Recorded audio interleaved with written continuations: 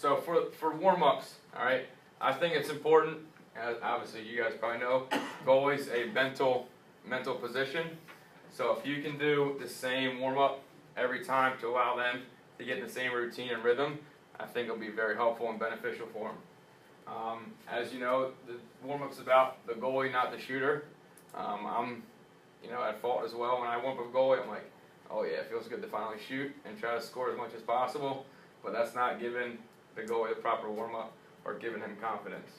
All right, sometimes for you, when you're pre-game warm-ups, to take some shots and act like you're shooting your hardest and give him some saves to be like, oh wow, I'm feeling good going into the game, rather than you shooting and scoring on him, saying, him going, oh, that wasn't a good warm-up, and questioning himself prior to going to games. So as a goalie, you want to give him confidence, even if it's false confidence, but hey, sometimes those sugar pills work, and they help a lot. One thing, don't just let a goalie get into the cage without playing catch, because sometimes these sticks either bag out, or they're hard, or their pockets don't sit right. So the first couple times they get in there, they're throwing the ball over the place.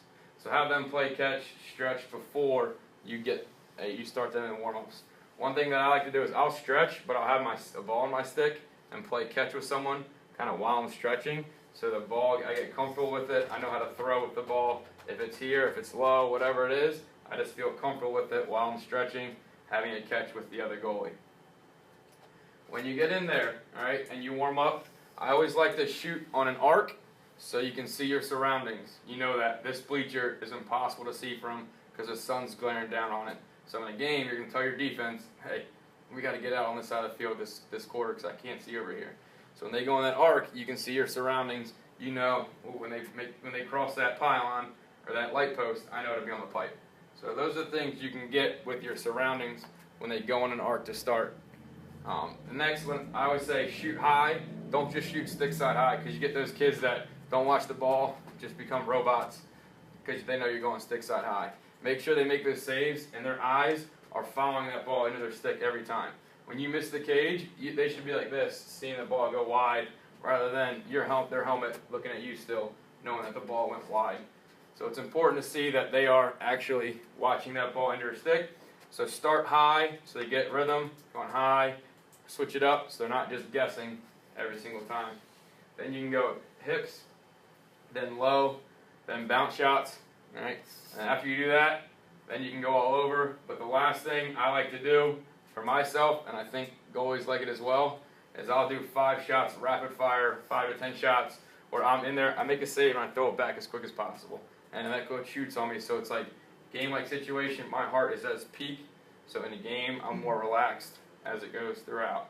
Another one of my pet peeves is when a goalie makes a save, throws it back to the coach, takes forever to get back in the cage. When he makes that save, he should be up ready to go, being a quarterback, throw it back to you, then get set right away.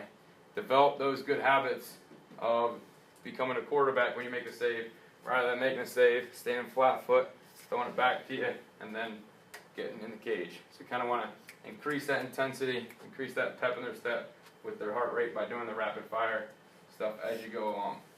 When you warm up a goalie, I'm working with younger kids now, I realize that I'm shooting too slow because I don't want to overshoot on them. But kids these days, when they get their hands free, and they can shoot pretty hard. So in warm-ups, I'd rather overly shoot harder, because slower shots or softer shots will allow bad habits for me. It'll allow me to casually take the ball and throw it back and drop my hands and then make a save, rather than knowing I got to get set right away. And I know that ball's coming fast, I got to be able to react. So it's better to shoot at a faster pace, faster speed in practice and warm-ups to prepare them for their next shot or the next game-like situation, because slower shots is just going to get bad habit. Yeah, I got that save. Yeah, I got that save. So you want to make sure that they're on their toes, ready to go for that next shot. Where are you on checking pipes? So I'm a big believer in not doing that, because I'm out of position. So once I do this, my stick is down, I'm not in my ready position. So I'm a big believer in having my stick up here, using my feet and my hand and my elbow. So if I do this, I can still reach and make that save. Right? So I'm a big believer in finding that pipe with my foot, my elbow. So okay, yeah, I know where I am now. Or since I play far enough back, I can still kind of see it in my peripherals to know where I am.